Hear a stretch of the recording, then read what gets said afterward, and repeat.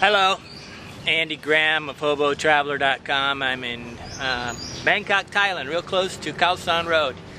PayPal shut me off again.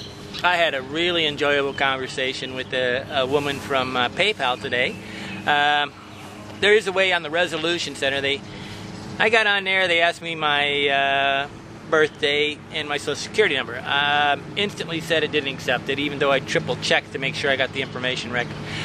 What they probably did is their IP coding or geocoding thing recognized I was in Thailand and said, no, we don't want to deal with people out of Thailand. Instantly said I needed to, well, it was kind of funny because all I was trying to do is send $25 and it said I had $75 or $76 in my account. I don't keep a bunch of money in that thing because it's dangerous. They might not give it back. Oh, she did say they have to give it back after 180 days. Okay, it was a humorous conversation, but I tried to send that, and you know, they instantly, when I tried to send the money, they say you had to add money. I had said I'm trying to send $25, but it says I have $76. Crazy shit. Okay, they shut me off. They asked me for, let's see, my social security number. I wanted a utility bill, which I don't have any utility bills, and they wanted a copy of my driver's license. I did resolve one of the issues, driver's license, and I realized there's no way to send them a utility bill because I don't have a utility bill. So I finally just go, well, revert back to what I normally do. I had in the last 2 or 3 years since I've been able to call them.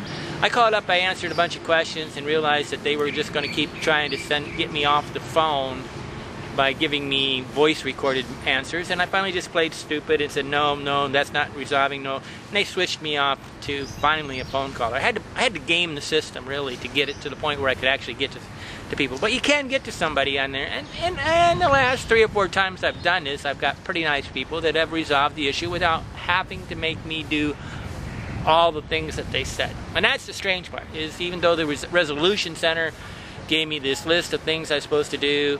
Now they said that the United States government now is requiring that a social security number attached to it. Maybe they were asking for a social security number that they didn't have.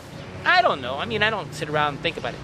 What was really humorous is she was saying, oh, we hope this doesn't happen again. And I said, I asked her, how many times has it happened? She says, oh, we got 10 different times. And she listed out the different years that I've had to basically resolve issues with PayPal. And generally, I've never had any problem as far as, I don't know, fraud or anything like that. I just accessed, I remember doing it in Switzerland. They made me fax them something. So I had to fax maybe, I don't know, something, and then had to fax it to them. I mean, they got all these, in 10 years, I've done everything in the world. I will tell you one thing for people that get angry at the telephone company. Verizon used to give me a phone to thing, and I called them from Kenya and had, you know, this phone call was 42 minutes. They all last about 45 minutes, so you know, you're not going to get off of this easy. You got to actually block away a time to get off the resolution. This time I used Skype. It's supposed to caller ID and show you I have 2 phone numbers on file. It's supposed to show that number. It didn't show it. And I'm sitting there going, that's weird. So their caller ID system didn't show the number that actually Skype is supposed to tell them I have as a phone number, as a USA phone number. Bottom line, it was pretty funny. She recommended I use a VPN, a virtual private network. She says it works pretty good. You know, you're gaming the system. You're trying to pretend like you're in the United States. We actually have a 24-hour-a-day computer that runs in the United States that I can access with TeamViewer.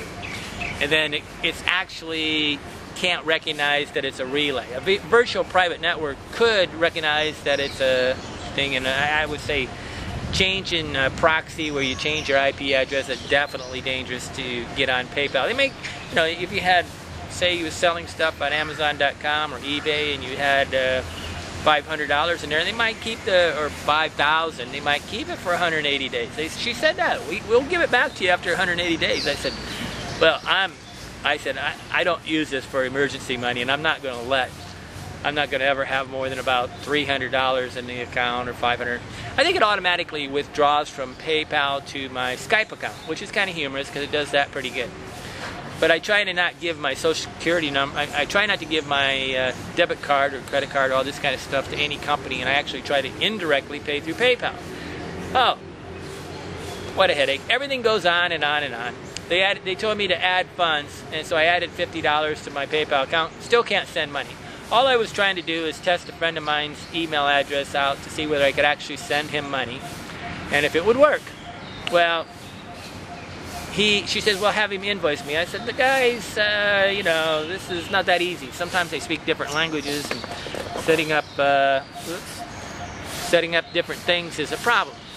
Bottom line is, they shut my PayPal off. She said it's done 10 different times in the last, I don't know, I probably had a PayPal account for 10 years. It is not for emergency money. It is not for anything but just casual type of things. You only know that it's going to work inside the United States or inside your home country. Anywhere outside your home country, you're going to have problems.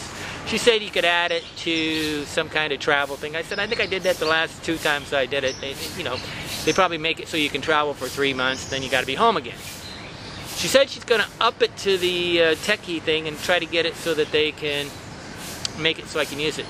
She says, try again in 24 hours. Right there. There's the problem. It's not emergency money. I said, if I needed emergency money, I'd be using Western Union. Funny part is, I had a friend of mine, Bob, get hooked up at the Ghana border where the guy took her passport and wouldn't give it back without giving her, like, I don't know, some money. You know, Ghana. Western Union, I got online on the internet, logged into Western Union. I actually could send money that way. That's how I do instant money, emergency money. You can't actually Western Union money to yourself. So you're kind of in a way. I mean, you got to have all these backup systems if you're going to travel the planet. Bottom line is, PayPal has some severe competition. I will say you should check out Zoom, XOOM.com. They are, for people you deal with all the time, they're really excellent. But they're again not as many countries as PayPal. Bottom line is, PayPal shut me off again. It's just a never-ending amount of time that you have to do it. Now, the reason why I do use PayPal is because everybody that buys on eBay in the United States, if I'm dealing with a person that really doesn't leave the United States, that really isn't a traveler, this works pretty good. Oh well, have fun. I thought I'd give you the ins and outs. You're going to have to come up with all sorts of information over, if you're traveling the planet, you're going to come up with your copy of your driver's license, a copy of your passport, social security number, utility bills, everything they need to steal your identity. Thank you, Andy Graham, hoboontheroad.com.